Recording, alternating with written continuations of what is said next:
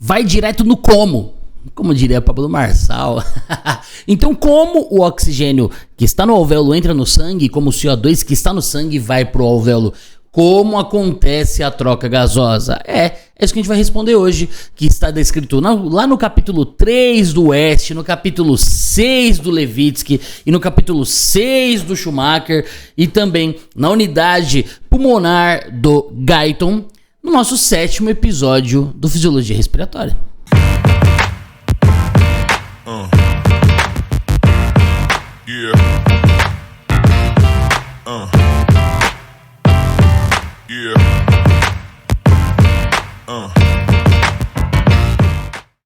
É isso, eu sou o professor Augusto Cruz, fisioterapeuta, e se você ainda não me conhece, já começa a assistir lá os primeiros vídeos, porque essa é a 7ª aula, então você vai precisar de informações que a gente falou lá atrás para você construir o seu raciocínio na fisiologia respiratória. E como todas as quintas-feiras às 18 horas, nós temos sempre conteúdo novo. Hoje não seria diferente, falando sobre difusão, começando, introduzindo a difusão nesses capítulos desses livros que a gente utiliza para estruturar o conhecimento e trazer esse conteúdo para vocês semanalmente, tá? Se vocês tiverem interesse de adquirir os livros, eu deixei links aqui, tá? Com opções bem atrativas aí que vocês encontram no mercado para vocês comprarem e lerem, tá? Eu sempre começo recomendando Levitsky. Essa minha edição é uma edição mais velha, tá, gente? Eu sempre começo recomendando Levitsky porque eu considero uma leitura muito agradável, uma leitura mais fácil. Mas a Bíblia da Fisiologia Respiratória tá aqui, né? O West, o Schumacher, gente, no link abaixo vocês só vão encontrar na estante virtual porque fazem muitos anos que não tem publicações novas.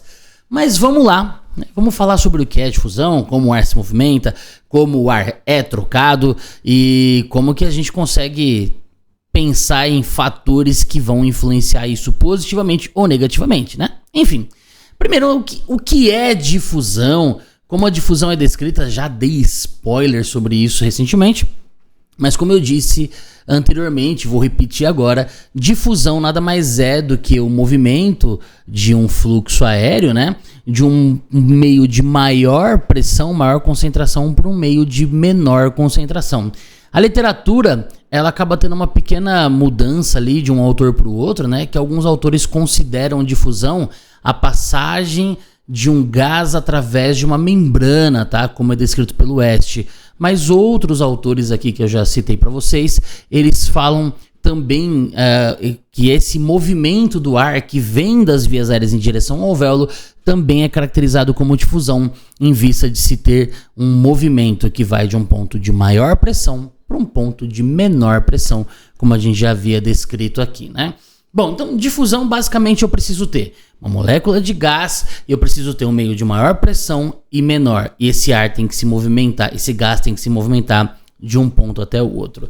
Se a gente for considerar que o movimento do ar, que inclusive o Levitsky chama de movimento de massa, porque o ar vem arrastado em toda a sua massa em direção aos alvéolos, se a gente considerar que isso também é caracterizado como difusão, obviamente a gente precisa levar em consideração a pressão atmosférica, a pressão intraalveolar, que durante o esforço inspiratório ela é reduzida, então a tração muscular, a tração dos folhetos pleurais, que vão aumentar o diâmetro alveolar, fazem com que essa pressão intraalveolar seja menor do que a pressão atmosférica, gerando aí esse gradiente, Então a pressão atmosférica em centímetros de água é considerado 0, e aí a pressão intraalveolar ela vai para um ponto abaixo de 0, gerando então agora esse movimento em direção da atmosfera para dentro do pulmão, em vista de que a pressão lá dentro está menor, tá? Então esse é o primeiro ponto que a gente precisa levar em consideração que gera esse movimento.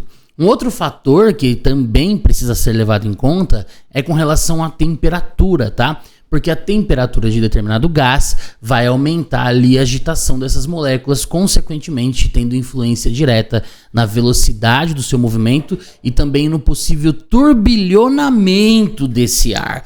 Então, Depender da temperatura que esse ar tiver, você pode ter um movimento mais rápido e ao mesmo tempo mais turbilionário, em temperaturas mais altas. Em temperaturas mais baixas, um movimento mais laminar, só que mais lento, o que vai influenciar também indiretamente a chegada em longas distâncias, quando a gente fala sobre as ramificações das vias aéreas, que nós já comentamos em aulas anteriores, né? Bom, continuando, quando a gente chega ali, propriamente dito na unidade alvéolo capilar, que foi a nossa primeira aula, a gente se depara com uma membrana, né? A gente se depara com uma barreira que é composta pela parede alveolar, pela parede capilar e pelo espaço intersticial que tem entre elas. Inclusive a gente já falou sobre o diâmetro, né? Que está aproximadamente ali entre 0,2 a 0,5 micrômetro e que isso pode ter influência direta na facilidade ou na dificuldade da passagem desse gás. Mas antes da gente falar especificamente sobre a lei de Fick, que eu já citei algumas vezes aqui anteriormente, a gente precisa sempre lembrar que não podemos esquecer, a gente precisa se lembrar que não podemos esquecer, né? Extremamente pleonástico esse comentário, a gente não pode esquecer que o gás ele vai se difundir sempre de um meio de maior pressão para o meio de menor pressão. E aí a gente volta lá para a aula de pressões atmosféricas, de concentração, de tensão do gás, de Torricellis, que a gente falou também anteriormente há algumas semanas. Olha como você precisa voltar para assistir, porque as coisas vão se somando, né? E a gente vai construindo um raciocínio mais abrangente. Esse gradiente pressórico, ele vai ser um fator muito relevante nessa passagem da molécula do gás. Mas não só ele é um fator relevante, tá? Nós também precisamos levar em consideração a solubilidade desse gás. Como assim, Guto, solubilidade? Você está falando de gás se dissolver no líquido? Gente, até porque a hemácia, né, e a hemoglobina que está dentro da hemácia estão ali dentro do sangue. E o sangue está ali e essas hemácias, essas células vermelhas, estão ali no plasma. Então a gente não tem somente que pensar na passagem da membrana, mas também na solubilidade desse gás agora no sangue. E aí isso também vai ter uma influência direta. E a gente tem que pensar o seguinte: a pressão parcial desse gás vai ser importante, o peso molecular desse gás vai ser importante, gases mais leves, eles se difundem com mais facilidade, tá? E a solubilidade desse gás também vai ser relevante. Então são 3 fatores que a gente tem que levar em consideração. Primeiro, diferença de pressão alvéolo arterial, né? Tanto para quem está entregando para o alvéolo quanto para quem está entregando para o capilar. Eu preciso ter uma diferença entre ambos para que os gases se movimentem de um lado para o outro. Então, diferença alvéolo arterial, gradiente, tensão do gás, como a gente falou lá na tensão dos gases, na pressão dos gases atmosféricos. Bom, primeiro, peso molecular. O peso molecular do oxigênio é menor do que o peso molecular do dióxido de carbono. Então, se o assunto fosse só peso molecular, a gente teria aí aproximadamente 17% mais de solubilidade do oxigênio em relação ao dióxido de carbono, baseado no peso molecular. Mas por que o oxigênio não é mais difusível do que o CO2? Porque não é somente o peso molecular e a pressão parcial que a gente tem que levar em consideração. Nós também precisamos levar em consideração o coeficiente de solubilidade. E o carbono, ele torna ali o dióxido de carbono um gás muito solúvel, né? E aí a gente está falando sobre muita solubilidade, o que, multiplicando-se aí, né, o peso molecular pela solubilidade, faz com que o dióxido de carbono tenha até 20 vezes mais difusibilidade do que o oxigênio. Então, por conta desses fatores, pressão parcial, solubilidade e peso molecular, esses fatores associados, tá? O dióxido de carbono, ele passa pela membrana alveolo-capilar 20 vezes mais do que o oxigênio. E é por isso, gente, que o gradiente alvéolo arterial do CO2 é muito menor do que o do oxigênio, e ainda assim a gente consegue ter a transição ali, a passagem, a difusão de um volume de CO2 muito semelhante, muito aproximado ao volume de oxigênio. A gente tem uma diferença alvéolo arterial de aproximadamente 70, 80 milímetros de mercúrio em relação ao oxigênio, versus 5, 10 milímetros de mercúrio do CO2, e ainda assim, mesmo que essas diferenças sejam muito gritantes, o volume de difusão ele é muito parecido, ele tem uma pequena diferença ali que é até irrelevante na nossa avaliação e monitorização do volume pulmonar. E aí isso é extremamente importante, essa ciência, em vista da solubilidade ser o grande diferencial. Isso também, gente, faz com que outros gases tenham muita limitação ao se difundir. É a solubilidade, por exemplo, do nitrogênio que impede com que ele entre no meu sangue. É a solubilidade do hélio que impede com que ele entre no sangue. Mas aí a gente está falando em condições normais, tá? Porque eu tenho que pensar que a solubilidade vai ter uma influência direta e vai praticamente impossibilitar ali a entrada desses gases no sangue, mas em algumas situações, a depender da pressão parcial do gás que eu imponho, aí sim eu vou poder ter a entrada dessas moléculas. Como o próprio Schumacher dá um exemplo ali em pressurizações de 300 centímetros de água 300 milímetros de mercúrio de pressurização do gás hélio. Mas aí são experiências para observar os fatores relacionados, né? Então a gente está falando que a solubilidade do gás ela vai reduzir muito a chance do hélio entrar, mas eu tenho peso molecular, mas eu também tenho a pressão parcial do gás. E aí se eu estouro isso aqui excessivamente, obviamente a força, esse gás vai acabar sendo difundido, entrando no sangue. Mas em condições normais, gente, isso não acontece, e em nenhuma condução terapêutica, condução ventilatória, a gente normalmente vai utilizar um recurso como esse, tá? Isso aqui é só uma experiência que o Schumacher descreve na sua literatura. Olha que interessante, né? Saber que a solubilidade vai influenciar diretamente a difusão, que a pressão parcial do gás vai influenciar diretamente a difusão, e o peso molecular também vai influenciar diretamente a difusão. Mas não são só esses fatores, tá? Eu tenho fatores diretamente relacionados à minha unidade alvéolo-capilar. E aí a gente volta lá para a lei de Fick, descrita lá no século XIX, né? Onde Fick falava que a difusibilidade ela sofre influência de 3 fatores. Primeiro, a pressão parcial do gás, como a gente já falou, né? Então, quanto maior a pressão parcial do gás, maior vai ser a difusão. A gente já tem comentado sobre isso em algumas aulas. Então, já começa falando que a difusão é diretamente proporcional à pressão parcial do gás, tá? Como já esperávamos. Segundo fator aqui que vai ter uma influência direta nessa pressão parcial do gás, coisa que a gente falou lá na aula 1, que é a área de secção transversa, né? Então, quanto mais área de contato entre parede alveolar e parede de capilar eu tiver, mais portas para que aconteça essa troca eu terei. A gente também tem que levar em consideração o espaço morto fisiológico que a gente havia comentado, né?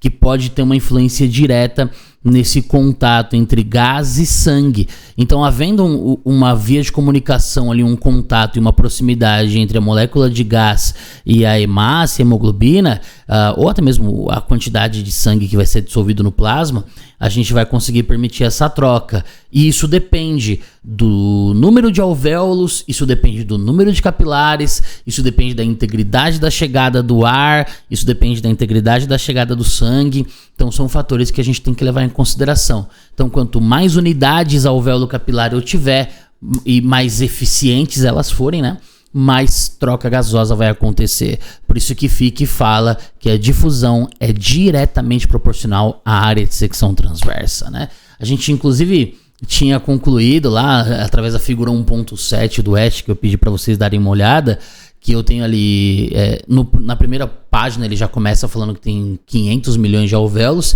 e lá na figura 1.7 ele mostra ali um alvéolo de sapo, né? Deixa eu só ver se é 1.7 mesmo, mas ele mostra lá o alvéolo de sapo, e ele mostra que a gente tem aproximadamente 1000 capilares para cada alvéolo, né? 1.6, tá? E aí a gente tem aproximadamente 1000 capilares em volta de cada alvéolo. Então nós temos muita membrana e muita promoção de troca. Mas, por último, e não menos importante, o que nós também levamos em consideração na unidade alvéolo-capilar é a espessura da membrana, que basicamente é a distância que esse gás vai precisar percorrer, né, do lado de dentro do alvéolo para dentro do capilar, ou vice-versa, de dentro do capilar para o alvéolo. E aí a gente sabe que em condições normais a gente tem entre 0,2 a 0,5 micrômetros de distância, mas alguns fatores podem aumentar ou até diminuir essa espessura da membrana. Os fatores que podem aumentar, né, a desinsuflação alveolar, esse recuo elástico alveolar, que não necessariamente precisa haver um colapso, tá? Só a diminuição do diâmetro pode ter uma micro influência na espessura da membrana, assim como edema, né? O edema intersticial, o edema alveolar por lesão direta da membrana ou só da matriz extracelular, o que vai gerar ali um acúmulo de líquido por extravasamento exudativo, um exudato intersticial, né? Então tudo isso vai ocupar o espaço ali do interstício, vai poder muitas vezes até inundar esse alvéolo e sempre vai aumentar a distância para o gás passar de um lado para o outro. E que a lei de Fick define é que quanto maior é essa distância, menor vai ser a difusão. Então é por isso que Fick fala que a difusão é inversamente proporcional à espessura da membrana. Quanto mais distantes estão as paredes, mais difícil do gás passar de um lado para o outro, né? O próprio Levitsky, ele descreve ali, interessante que é possível você ter uma melhora da difusão em casos de hiperinsuflação, né? Não excessivas, mas quando você tem um aumento do diâmetro alveolar, você tem uma breve e microscópica aproximação da membrana alvéolo capilar. Se a gente for parar para analisar essa afirmação com um pouco mais de cautela, a gente pode pensar que talvez o aumento do diâmetro alveolar vai gerar um desequilíbrio entre essa ventilação e essa perfusão, tá? Coisa que a gente vai falar na aula da semana que vem. Porque se você tem uma hiperinsuflação importante desse alvéolo, você vai comprimir esse capilar. E essa compressão do capilar vai diminuir a passagem do fluxo sanguíneo. E aí, diferente do que você imagina, isso não vai promover melhor troca, tá? Isso não vai promover melhor troca. Muito pelo contrário. O que vai acontecer é que você vai ter um aumento do espaço morto fisiológico. Então, muito cuidado quando você vai pensar em aproximar a membrana entre o alvéolo e o capilar, e isso acaba fazendo com que você tenha um outro efeito por impossibilitar a passagem do fluxo sanguíneo ali, tá? Então olha como a lei de Fick, a lei da difusão, ela, mais uma vez eu falo, parece uma aula de ventilação mecânica, né? Mas não só na ventilação mecânica, mas em toda a terapia respiratória, a gente precisa levar em consideração esses fatores e que vão indicar e vão mudar e vão nos auxiliar diretamente no critério e no manejo, na condução de situações que podem influenciar diretamente esses fatores, tá? Vou deixar para vocês aqui também um vídeo que eu gravei há uns 3 ou 4 anos, eu acho que fazem 4 anos que eu gravei esse vídeo, que eu falo sobre a espessura da membrana, tá? Mas é um vídeo que eu considero... Eu tenho vergonha de ter gravado esse vídeo. Eu sujo tudo, molho tudo, vou fazer uma experiência com água e papel e derrubo água. Mas é legal, pô. Vou deixar aqui no card pra vocês assistirem. Vou deixar no link da descrição também, porque no Spotify nem todo mundo consegue clicar em cards, né? Mas aí depois dessa aula vocês vão lá dar uma prestigiada nessa vergonha que eu passei. Bom, gente, não esqueçam, tá, que isso que a gente está fazendo aqui é um resumo do que a literatura fala. Vocês precisam buscar na literatura detalhes do que é descrito na fisiologia. E é por isso que eu recomendo a leitura e a compra, a aquisição desses livros, para que vocês busquem e vocês se alimentem mais detalhadamente do que a gente está falando, tá? Essas aulas são suficientes para você estudar? Obviamente que não, tá? Aqui é um guia, aqui é uma provocação, aqui é uma orientação, mas eu espero que vocês estejam sendo alimentados semanalmente com essa produção, tá? Dá uma curtida, pô. Tô aqui um tempão falando aqui, você nem curtiu o bagulho ainda, tio. Dá um like, tá? Dá aquela ativada na notificação, se inscreva no meu canal, comenta que você gostou. Se você não gostou, não comenta não, mano, porque você vai me deixar chateado, tá ligado? Mas aí deixa aquele comentário legal. Falei, Gutão, você é louco, tio. Você tá ficando velho com esse cabelo branco, hein? Esse aí eu deixo. E, pô, compartilha com seus amigos, tá? Eu sei que é importante. E você acha que você que já se formou não precisa assistir essa aula? Deixa eu te contar um segredo, tá? Você talvez seja o que mais precisa assistir essa aula. E você que tá chegando aqui, que é graduando, que tá estudando aí pra você passar na prova, comenta. Gutão, pô, tá me ajudando a estudar aqui, passei na prova, sua informação me ajudou a responder. Esse feedback sempre é extremamente positivo, tá? Então, todas as quintas-feiras, às 18 horas, um episódio inédito com essa coisa gorda que vos fala Professor Augusto Cruz sobre fisiologia respiratória. Nos vemos na semana que vem, na aula 8. Tchau!